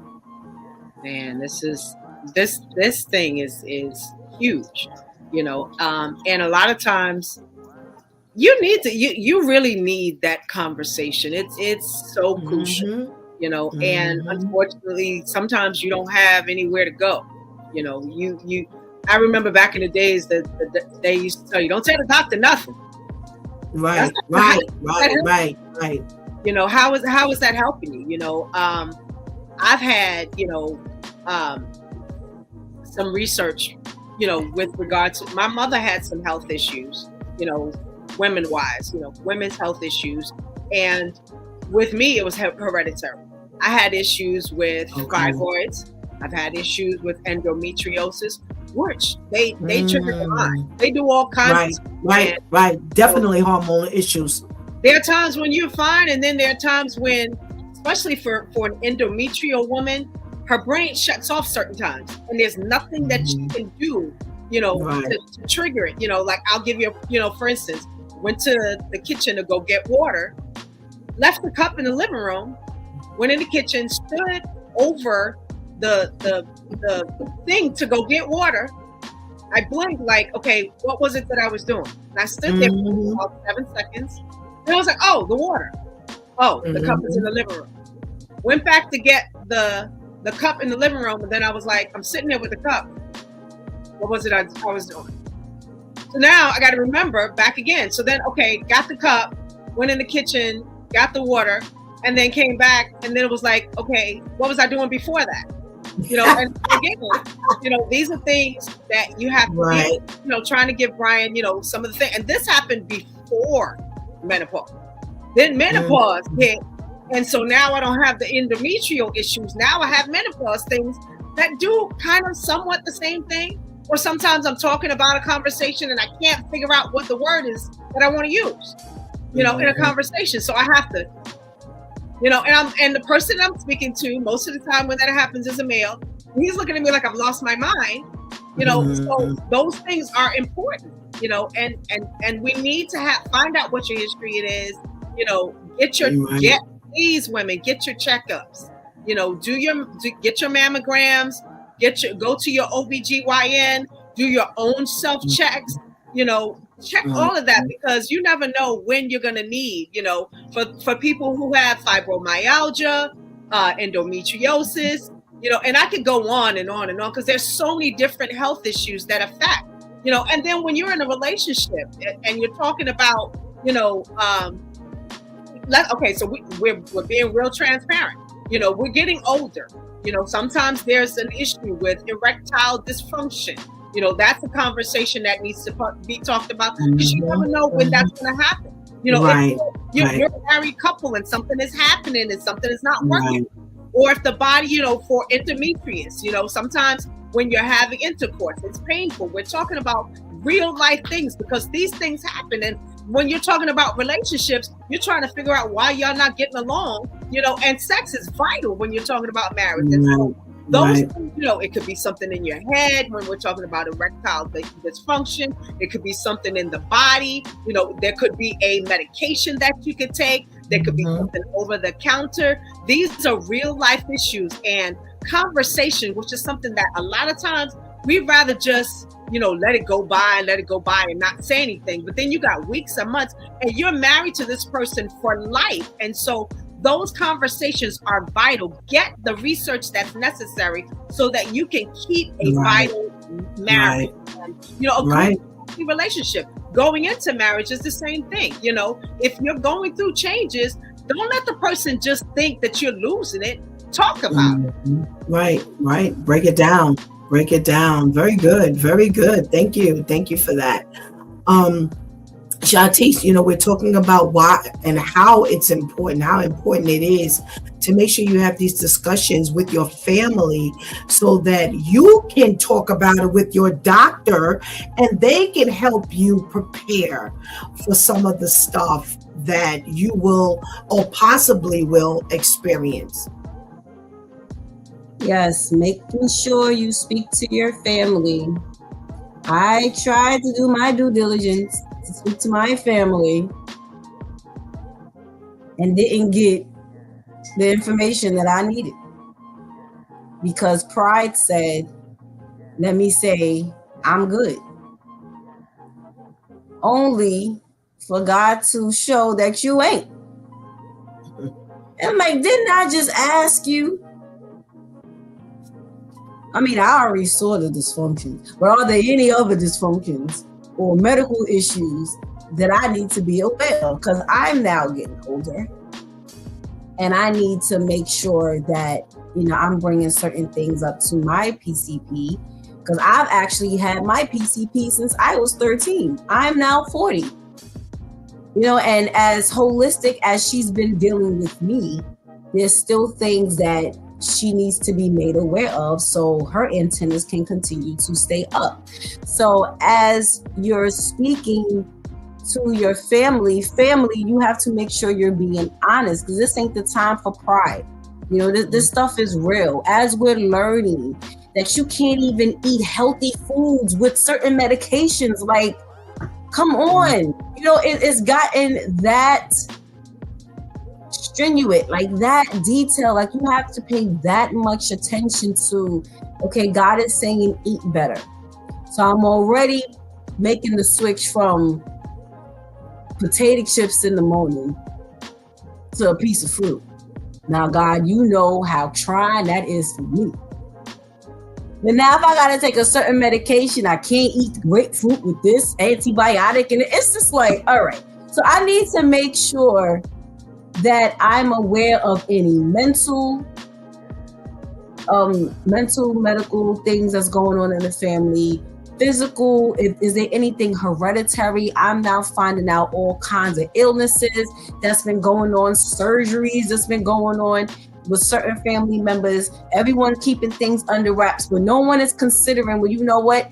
Let me let her know, even though I would choose to keep this private, let me let her know so that if this is hereditary, she knows what to look out for. She knows to make sure that she's going.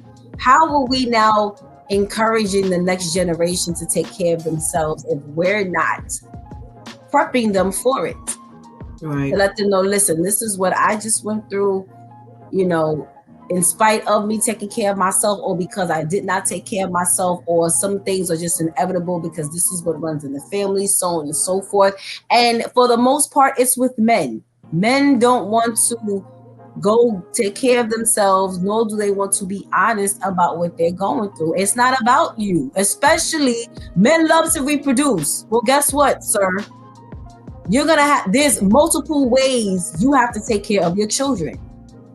It's not only you go pick them up and put them down. No, you have to also make sure that you're taking care of yourself before you reproduce, and that you're helping them to stay aware as they're getting older. Okay, these are the things to look out for. Make sure you don't do this because this runs in the family, so on and so forth. So it's very imperative. So same way it's important that we speak to the family, you have to make sure that you're being honest and that you're being aware so that everyone can be on point. Everyone has to be on point. Absolutely. I'm going to tell a quick story before we close. There was a couple who was aging together, and she was experiencing hormonal changes in her, body, and it was messing with her mentally. And so now she's becoming more conscientious of little things. She's, not feeling so sure about herself. Her self-esteem is going down. So she's noticing that her partner is not engaging in sex with her as much. And when she reaches over to him, there's not any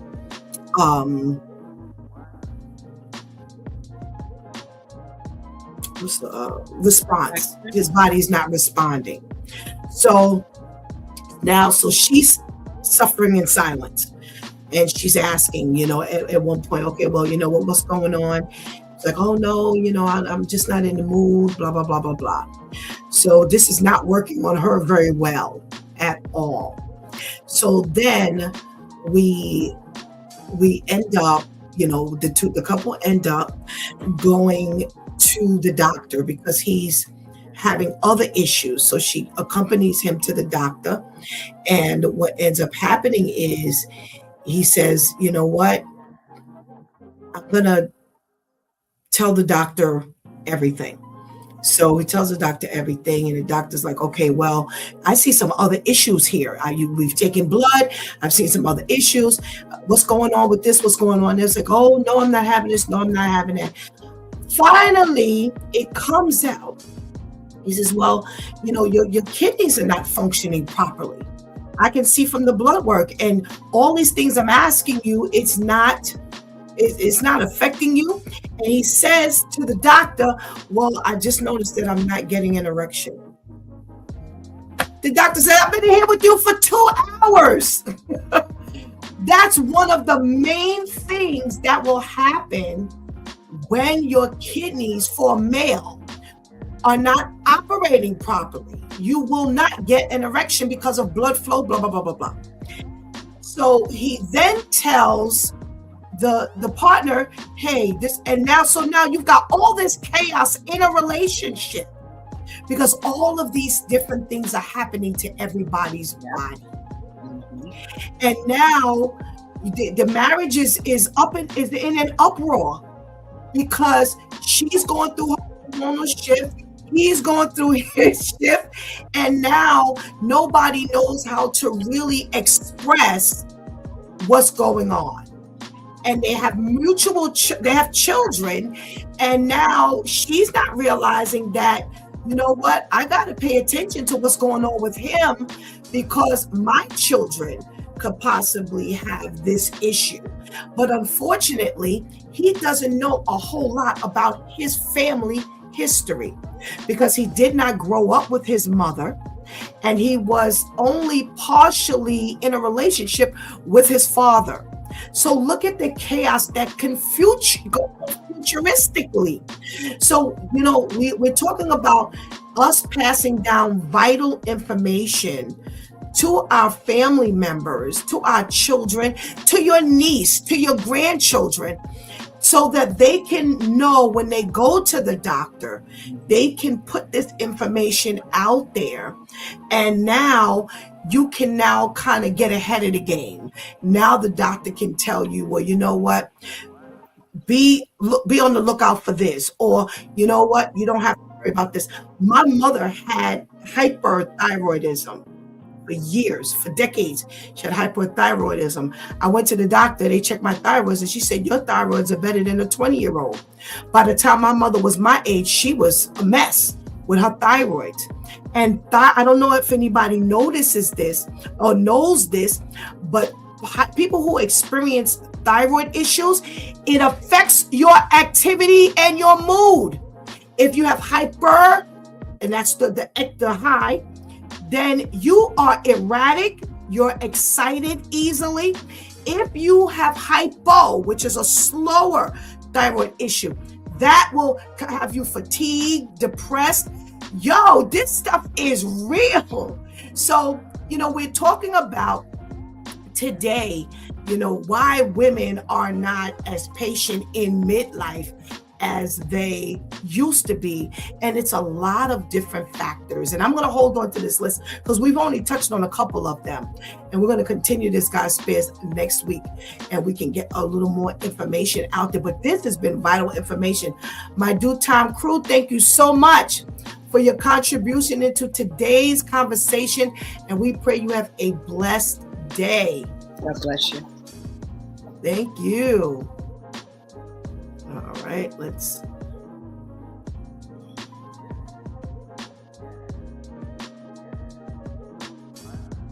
All righty, let's get this last comment. Somebody's asking, Christianity? Absolutely. Christianity is not only about in the Bible, is what we can do for our brothers and sisters in regards to information.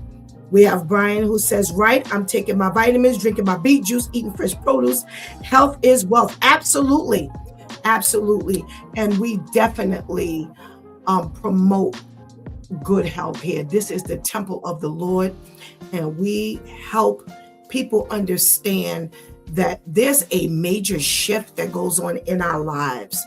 And it doesn't matter whether you're a Christian or not. You have a body, and that body can affect what you eat, can affect you, what medications you need to take can affect you. And all of this can touch actually on your behavior.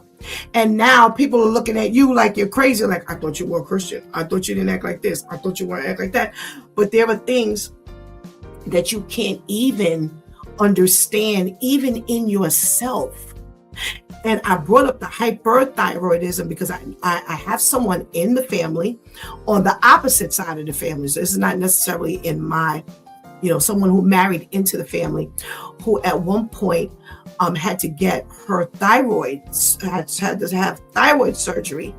And her family used to talk about what made her go to the doctor was because her family said she would get so excited. Her eyes would be bulging. She'd be screaming at the top of her lungs. She was just like out of sorts.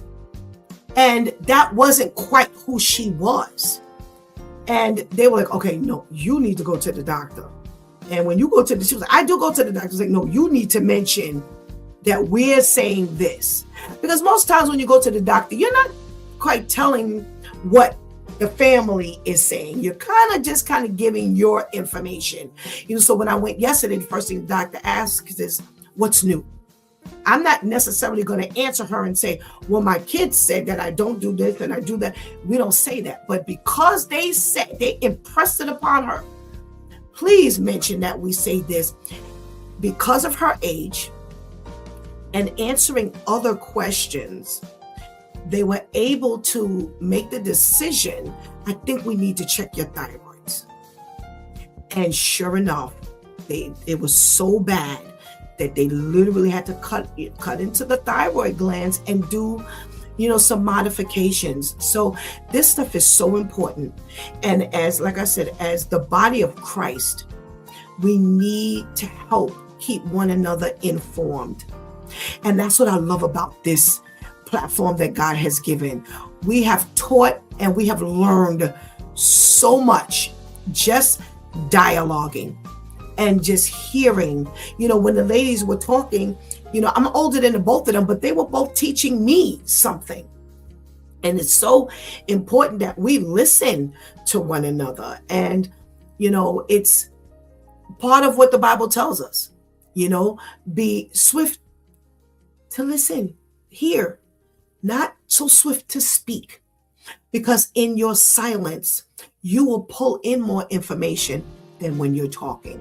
And some people just like to talk. They feel like they need to be heard. They feel like they need to talk. And you would not even understand the value of listening. You know, we just got finished doing our wow story of a young lady, 18 years old, who has had a problem with seeking attention. And she sought attention to the degree that she would hurt children, even kill one child, because she wanted attention. Oh, we better talk. We better talk. We better talk about the signs. We better talk about family history. We better talk about mental illness. And I'm going to tell you something. One thing about the church, I don't care what faith you were, when it comes to church, that was a taboo. That has always been a taboo issue. Mental illness. They'll say, go pray, go pray, go pray. Everything is not answered with prayer. The word of God tells us that prayer without works, faith without works is dead. The prayer part is your faith. You're trusting God for what he does, for what he only can do. But what's your works? Do I go to the doctor and help them understand what's going on? I come from, my grandmother had a mental illness. She had schizophrenia. And we noticed if she didn't take her medication, woo, was she a different person. But once she got that medication, she was fine. She was loving. She was quiet. She was more quiet. She could converse and communicate differently. And I have family members who say they notice something is off, but they won't go get it checked out. Who does that? And they have children. Oh my God, they have children. So you don't want to acknowledge your history, not only for you, but for your children, because there will be a day you may have grandchildren. So now your children don't know. Your children's children don't know. Nobody can tell a doctor that, you know what, this is my family history, blah. It's nothing to be ashamed of. This ain't got nothing to do with you. This happened before you. So I never understand all of this hush hush, all of this silence, all of this embarrassment, and nobody wants you to talk about family things. It's, oh, you can't share that. Do you know how much damage we do in all this silence? How much harm we do when we don't share? You know, the word of God says that someone else was delivered based on your testimony. And if God is giving it to you to give, I don't care whether it's basic health information or whether it's family history, then you are obligated to do it. Pride is something that is not on God's good list. It is something that we owe to one another. We don't just owe one another, oh, praise the Lord, oh, I'm blessed and highly favored. No, we don't owe one another that more than we owe a certain level of love. Because let me tell you something, love is hard. Because love will mandate you do a whole lot of things that are uncomfortable. So don't tell me you love me if you want to shut my mouth. Don't tell me you love me if you're worried about everything I'm going to say. You don't love your child if everything they're going to say, shut up, don't say it, don't say it. Well, what are you worried about? Let God do his work. And here's the thing. We don't realize that there are some people who need to speak more than others. So here you have this 18-year-old girl who's clearly crying out for help. And nobody's paying attention. And I wish that somebody, one of my three, would come tell me I'm taking a job. And I'm looking at you knowing that there's certain things that ain't right with you. Oh, no. Yeah, I may have to do that love thing. Yeah. And somebody will say, well, Dad, Steph, no. Look at what's happening right now with this 18-year-old girl. She has murdered a child. She's hurt another baby. These were babies, one 11 months, one 4 months. These are babies. That could you have helped that not happen? Could you have helped prevent that from happening? She is now going to spend how many of her years in jail? Could you have helped that? Could you have prevented that from happening? Excuse me. So when we talk about this love thing, this Christianity, and we love one another because you're my daughter or my son or my grand, know what true love is about and what it looks like. And it may not be something that makes you smile, but it's something that you may have to do that will make you uncomfortable. God has had me reveal some things that Lord knows. I'm like, I gotta say that. Because I come from being a very private person. I wasn't the type that really talked about my stuff. I just keep the stuff to myself. It wasn't like, oh my God, I can't talk about it. That was not, but I was just private. And as God started using me more and more, I became usable more and more. And there were certain things I wouldn't talk about, and God would say, excuse me, talk. I need you to tell it. I gave you that testimony because it's going to help somebody. You may never see the person it helps, but I gave you that testimony so that you could share. So there were times when I would prefer just not to talk about it. And he would say, excuse me, you belong to me. Hello, I'm here. I'm the one that dictates what goes on with your life. It's my life. So you don't have the final say. So when you see things like this, don't question it. Mind your business and just take in what God is giving, because it might be for you more than you think is for you. Certain things that God has his people doing looks real weird, looks real unconventional, because the people of old, the older Christians, were quiet. They didn't want to, whatever goes on in this house stays in this house. And oh my God, look at the stuff that has gone on behind closed doors that never got addressed because everybody was so private. Because nobody could understand why so-and-so was acting the way he or she was. And then later on, it's like, oh my God, I can't believe this was happening. And oh my God, this was happening right underneath my, right underneath my nose. Yeah, because everything, what happens in Vegas stays in Vegas. Let's do the godly thing. And sometimes that godly thing is not all that nice. Sometimes it's not going to win you favor with people.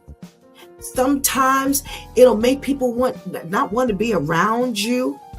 Now, I'm not talking about you going out on your limb saying it's God. I ain't talking about that, because a lot of us do that.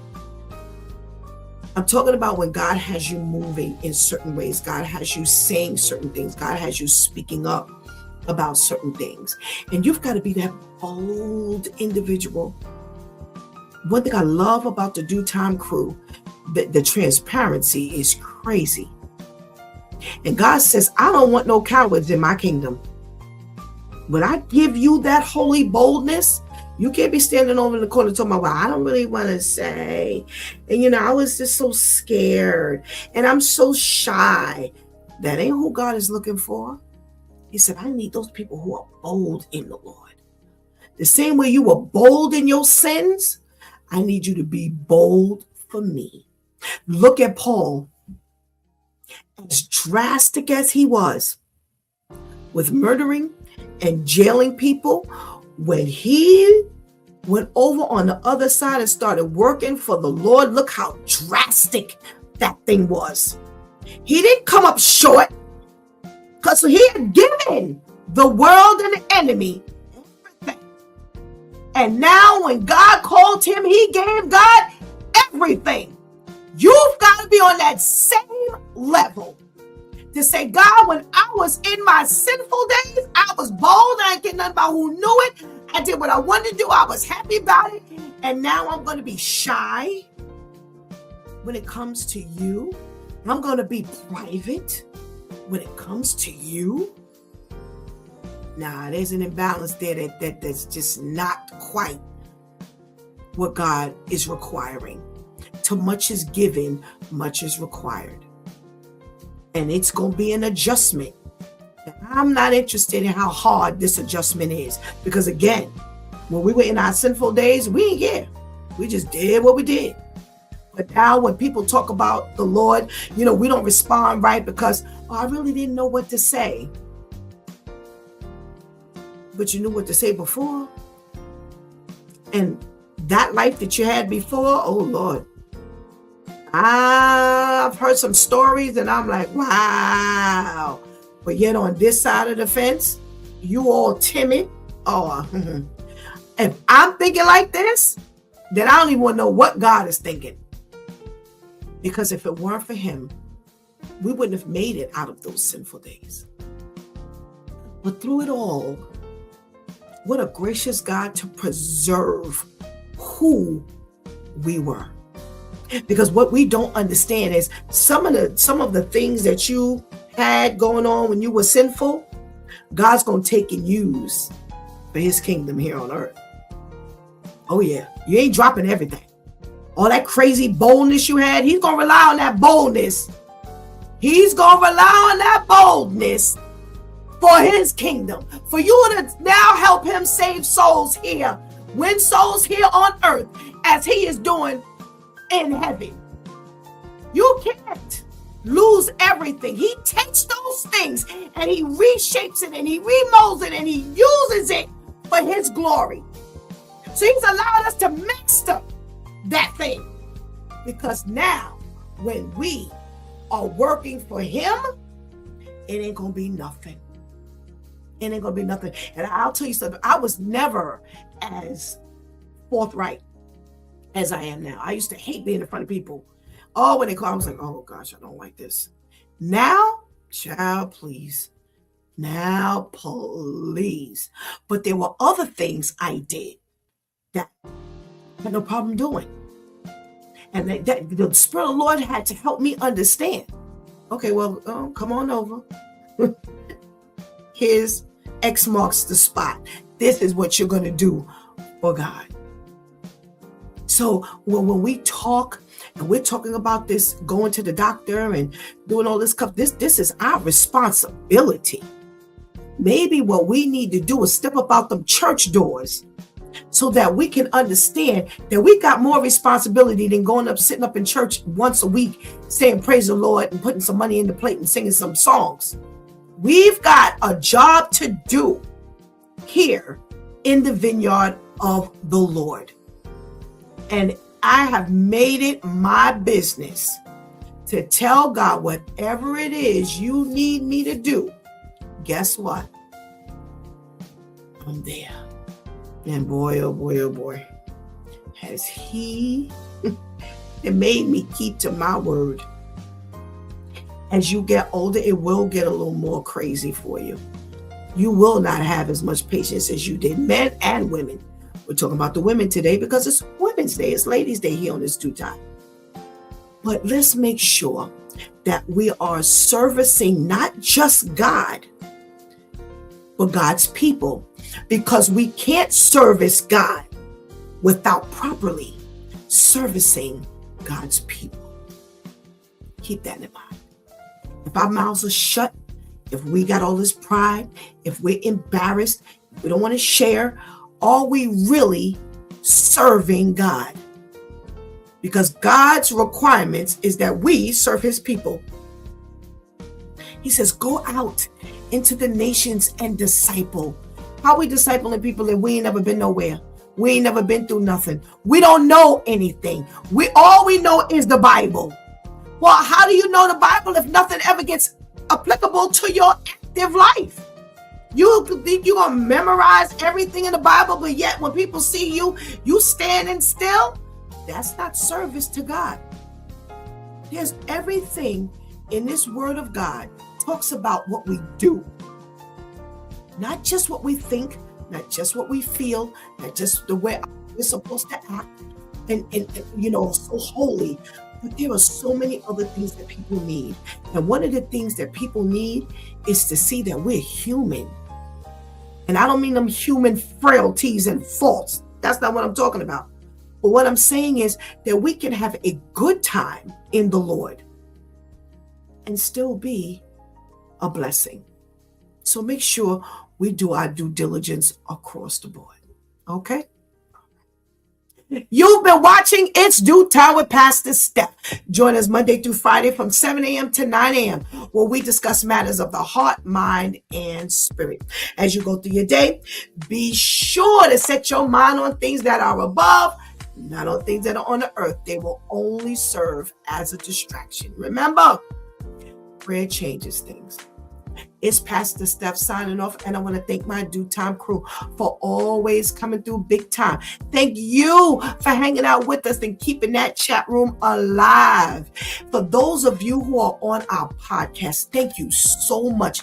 The numbers have soared. Oh my God, the numbers have soared. We thank you so much. Across this world, you have been a blessing for us, and you have helped to remind us of why we do what we do. Please do not miss this opportunity to give Christ your life right now. Please do not miss this opportunity to strengthen that relationship with the Lord right now, because later it's not promised to any of us. Make sure you check us out tomorrow night. Another episode of My Two Cents right here with Shantice and our brother Ainsley. We will be reviewing The Pickup, and that's a Netflix movie. We will be reviewing 0 Day. That's a Netflix series. And we will be reviewing Mayor of Kingstown. That's a Paramount Plus, MGM Plus series. All right. So come on in and help us determine whether we need to kick it or click it. But until then, we have a special guest on with us tomorrow morning. God spares, you know her, but she's back to make a brand new announcement and to give you something else that God has given her. Until our therapeutic Thursday morning, I love you.